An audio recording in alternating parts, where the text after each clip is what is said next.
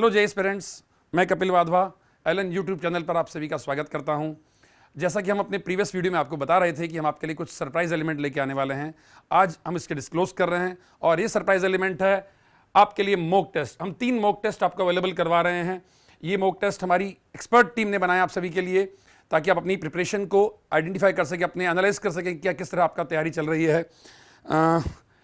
आज के पेपर की बात करूं, जो 3 मॉक टेस्ट मैंने दिए आपको, इन 3 मॉक टेस्ट के अंदर हमने जो पेपर दिए वो तीनों ही paper NTA JEE main 22 pattern पर बेस्ड हैं। इंग्लिश मीडियम और हिंदी माध्यम दोनों बच्चों के लिए अवेलेबल है। ये पेपर के साथ मैंने आंसर की दी है और हिंट एंड सोल्यूशन भी आपके लिए अवेलेबल हैं।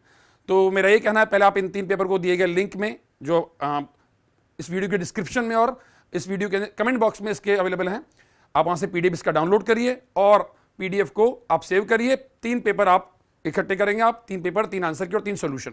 कैसे अटेम्प्ट करना है इसके बारे में हम बात कर रहे हैं अभी। आज के जो सेशन है, मैंने पेपर तो बता ही दिए आपको अटेम्प्ट करना है, उसको कैसे अटेम्प्ट करना है हम इस पर भी बात करेंगे बच्चों आज। और दूसरा, how to attempt, how to analyse the mistakes and improvement आपके मॉक टेस्ट में कैसे करना है। तो इस सेक्शन के लिए थोड़ी देर में विकास तिवारी सर आपको गाइड करेंगे, हमारे सीनियर फैकल्टी। तो मैं पहला सेक्शन स्टार्ट करूं, हाउ टू अटेम्प्ट पेपर। तो पेपर अटेम्प्ट करते समय आपको जो हमने 3 मॉक टेस्ट दिए हैं, सबसे पहले तो उन 3 मॉक टेस्ट में से आप एक मॉक टेस्ट उठाएंगे।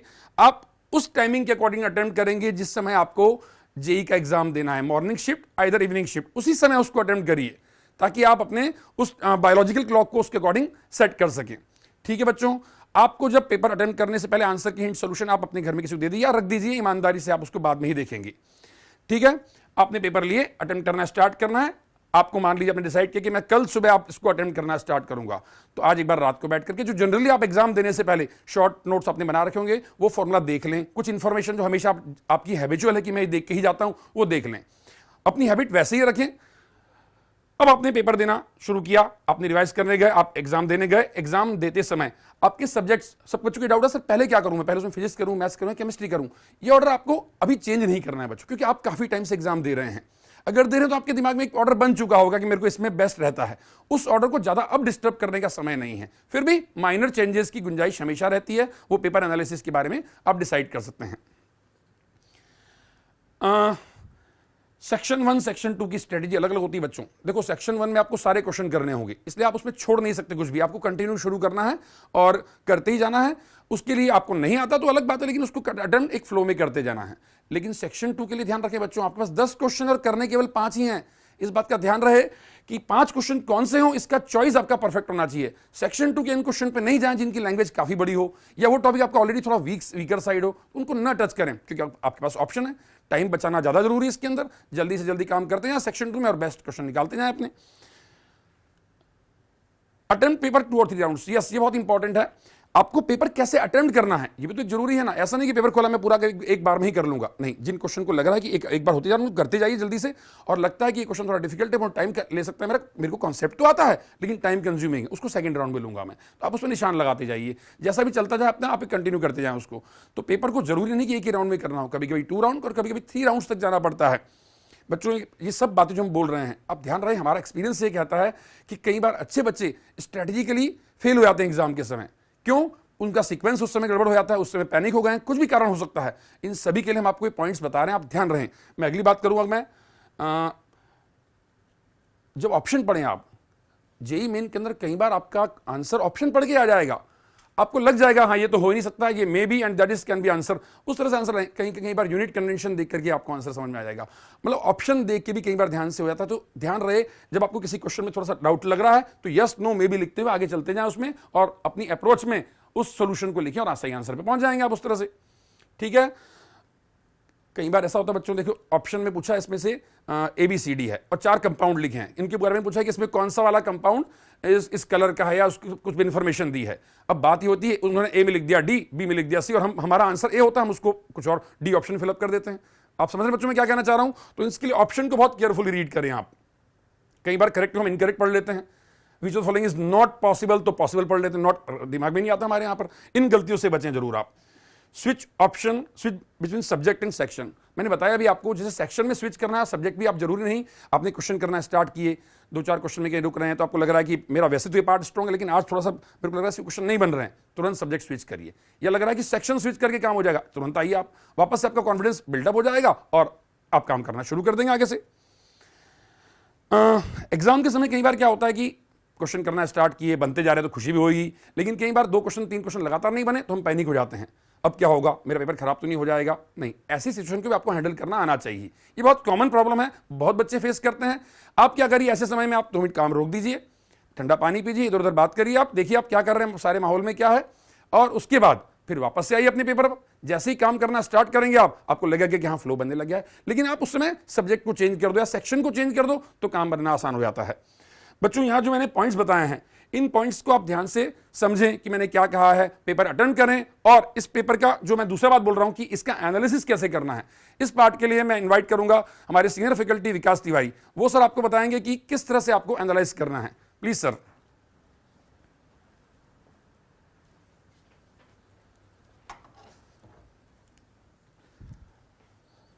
हेलो स्टूडेंट्स, जैसा कि अभी वाधवा सर ने आपको बताया कि पेपर को कैसे अटेम्प्ट करना है, अब मैं आपके सामने प्रस्तुत कर रहा हूं कि पेपर को अटेम्प्ट करना जितना जरूरी है उतना ही पेपर के बाद पेपर को एनालाइज करना भी।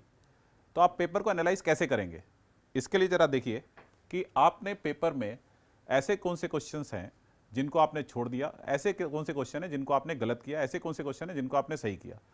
अब सबसे पहले मैं बात करता हूं, जो सही किए उनमें उनके तो नंबर आपको मिलेंगे ही मिलेंगे, उसमें कोई दो राय नहीं है। हम केवल 2 चीज़ों में फोकस करें कि कौन से क्वेश्चन हैं जिनको आप छोड़ रहे हैं। तो छोड़ रहे हैं तो किस वजह से छोड़ रहे हैं, मेजरली 2 ही वजह होती हैं। एक होता है कि आपको कंसेप्ट की क्लियरिटी नहीं है, दूसरा है कि टाइम प्रेशर। तो आप हर क्वेश्चंस में ये देखिए कि आपको किस क्वेश्चन में कंसेप्ट की क्लियरिटी नहीं है और किस क्वेश्चन में आपने टाइम प्रेशर की वजह से छोड़ा है। तो इनको कैटेगराइज कर लीजिए। इसका फायदा क्या होगा मैं अभी थोड़ी देर में बताऊंगा। अब हम आते हैं ऐसे क्वेश्चंस की बात करते हैं जो क्वेश्चन आपने रॉन्ग कर रखे हैं। तो रॉन्ग क्यों किए होंगे? नॉर्मली बच्चा अगर अटेम्प्ट करेगा तो सही करेगा, बट कई बार रॉन्ग हो जाता है। तो रॉन्ग होने के पीछे एक वजह हो सकती है कि आपको कंसेप्ट की क्लियरिटी नहीं है, या फिर टाइम प्रेशर रहा होगा, या फिर आपने कहीं पे कैलकुलेशन मिस्टेक की होगी। तो सबसे खतरनाक चीज है कैलकुलेशन मिस्टेक। क्यों? रीजन क्या है कि आपको कंसेप्ट पूरा अच्छे से मालूम है, यानी आपने उस पर्टिकुलर कंसेप्ट को पढ़ने के लिए एक बहुत अच्छी मेहनत की थी, और आपने अपनी थोड़ी सी लापरवाही की वजह से वो नंबर गंवा दिए। यानी एक क्वेश्चन को करते जिसमें आपको +4 मिलने वाला था और आपने -4 -1 आपने उसमें स्कोर किया। तो ये बहुत ही गलत बात है। मतलब एक हम ऐसे ग्लास में पानी भरने की कोशिश करेंगे जिसमें नीचे छेद है, तो एटलीस्ट वो छेद तो हमें बंद करने ही चाहिए। यानी कि हमें कैलकुलेशन मिस्टेक को तो बिल्कुल ही अवॉइड करना चाहिए। कैलकुलेशन मिस्टेक में नॉर्मली क्या होता है कि थोड़ा सा टाइम प्रेशर होता है और थोड़ा हम हड़बड़ी में क्वेश्चन देखते ही हम खुश हो गए कि यार ये तो क्वेश्चन बहुत ही आसान है। आपने एक बात नोटिस की होगी कि अगर रोड बहुत खराब है तो एक्सीडेंट कम होते हैं, लेकिन रोड बहुत चिकनी है तो हम थोड़ा सा स्पीड में गाड़ी चलाते हैं और एक्सीडेंट हो जाते हैं। तो प्लीज यहां पे इस बात को ध्यान में रखना है कि जो क्वेश्चंस आपको आते हैं उनको मार्क्स में कन्वर्ट करना ही करना है, यानी कि आंसर तक सही पहुंचना है। तो उसके लिए क्या करें, जो भी आपको रफ पेपर मिलता है उसके 5 या 6 पार्ट कर लें और एक पार्ट में एक क्वेश्चन का सोल्यूशन लिखें। और थोड़ा सा, मैं ये नहीं कहूंगा कि उसमें चिकन स्क्रैच करें या बहुत भारी बहुत अच्छा लिखें, थोड़ा फेयर एनफ लिखिए ताकि आप उसकी कैलकुलेशन को चेक कर सकें और सही आंसर को मार्क करें। कई बार आंसर मार्क करने में भी आप गलती कर जाते हैं। आंसर आपने ए निकाला और जल्दीबाजी में आपने वहां पे बी क्लिक कर दिया, तो प्लीज इसका ध्यान दें। या क्वेश्चन 2 को सॉल्व किया, 3 आप छोड़ रहे थे, फिर 4 सॉल्व किया, 4 का आंसर आपने 3 में मार्क कर दिया। तो इस तरह की गलतियों से आपको बचना है। और अब मैं आता हूं कंसेप्ट वाली प्रॉब्लम, जिसमें आपने कंसेप्ट गलत याद था या किसी वजह से आपने गलत किया। तो उनमें क्या करना है, चाहे वो आपने कैलकुलेशन एरर की हो, चाहे कंसेप्ट की प्रॉब्लम हो, चाहे टाइम प्रेशर हो, इन तीनों के लिए ही आप क्या करिए, इन सारे क्वेश्चंस को एक रजिस्टर में लिखिए। अब सारे क्वेश्चन एक ही जगह पे लिखने की जरूरत नहीं है। जैसे मैथ्स की बात करूं, मान लीजिए 30 चैप्टर है मैथ्स में, तो एक रजिस्टर के 30 पार्ट कर लीजिए। पहले पार्ट में मान लीजिए सपोज क्वाड्रेटिक इक्वेशन है, दूसरे पार्ट में स्ट्रेट लाइन है, तीसरे पार्ट में सर्किल है, ये ऐसे चैप्टर के नाम डाल सकते हैं। अब मान लीजिए वो क्वेश्चन क्वाड्रेटिक इक्वेशन का है, तो वहां क्वेश्चन लिखा और उसके नीचे उसका सोल्यूशन लिखा। फिर नेक्स्ट पेपर में गए, आपने फिर वापस देखा क्वाड्रेटिक इक्वेशन का ही क्वेश्चन गलत हुआ। और अगर आप देखेंगे बार बार एक ही टाइप के कंसेप्ट के क्वेश्चन गलत हो रहे हैं, तो फिर आपको इमीडिएट अलार्म बजना चाहिए कि यार ये कंसेप्ट मेरा वीक है और एग्जाम में ये कंसेप्ट बार बार पूछा जा रहा है, तो मुझे जरूर इसको रिवाइज कर लेना चाहिए। तो वो रजिस्टर आपको 2 चीजों प्रोवाइड करेगा, एक कि कौन से कंसेप्ट बार बार रिपीट हो रहे हैं जो आप गलत कर रहे हैं, और कौन से आपके ग्रे एरिया हैं। अब मैं आगे बढ़ता हूं कि नॉट ओनली आपको एक पर्टिकुलर सब्जेक्ट में बात करनी चाहिए, तीनों सब्जेक्ट को आपस में भी कंपेयर करना चाहिए। इसका क्या फायदा होगा, जैसे हमारे पास फिजिक्स, केमिस्ट्री और मैथमेटिक्स, ये 3 सब्जेक्ट हैं। आपने पेपर को एनालाइज किया, आपने देखा केमिस्ट्री में आपके 100 में 60 आ रहे हैं, फिजिक्स में आपके 25 आ रहे हैं, मैथ्स में मान लीजिए 40 आ रहे हैं। अब जो भी आपके पास एक्स्ट्रा टाइम है उसको आपको थोड़ा फिजिक्स में ज़्यादा देना चाहिए, क्योंकि फिजिक्स के मार्क्स थोड़े कम आ रहे हैं। अब ये कैसे आप देखेंगे, पूरे पेपर को जब आपने एनालाइज किया था तो एक एनालिसिस आप और भी करिए। हम वो एनालिसिस प्रोवाइड भी करते हैं। आप जब टेस्ट देते हैं तो टेस्ट के बाद हम एक एनालिसिस प्रोवाइड करते हैं कि कौन से क्वेश्चन इजी है, कौन से क्वेश्चन मॉडरेट है, कौन से क्वेश्चन टफ है। तो आप भी अपने हिसाब से देख सकते थे, यार ये इजी क्वेश्चन थे, ये मैंने गलत कर दिए, ये टफ क्वेश्चन मैंने टाइम बर्बाद कर दिया। तो अगर आप ये एनालिसिस करके देखें तो आप एक चीज़ पाएंगे कि अगर आप 100 के 100 क्वेश्चन अटेम्प्ट ना करके अपने आप को 75% क्वेश्चन पे रखते तो, और वो जो 25% क्वेश्चन आपने कम अटेम्प्ट किए उनकी जगह पर आपने थोड़ा सा पेपर को स्क्रीन करने में टाइम दिया होता तो आप इजी क्वेश्चंस को कर सकते थे और उन इजी क्वेश्चंस को मार्क्स में कन्वर्ट कर सकते थे। तो मेरा एक चीज़ कहना यह है कि पेपर में जैसे ही पेपर आप अटेम्प्ट करना शुरू करें तो पूरा ये नहीं कि पहले क्वेश्चन सॉल्व करने लगे, थोड़ा स्क्रॉल डाउन करिए, क्वेश्चंस को सेलेक्ट करिए, जो आसान क्वेश्चन लगे उनको आराम से कर लीजिए, जो मॉडरेट लगे उनको कर लीजिए, जो टफ लगे उनको छोड़ दिए, जैसा कि वाधवा सर ने ऑलरेडी आपको बताया था।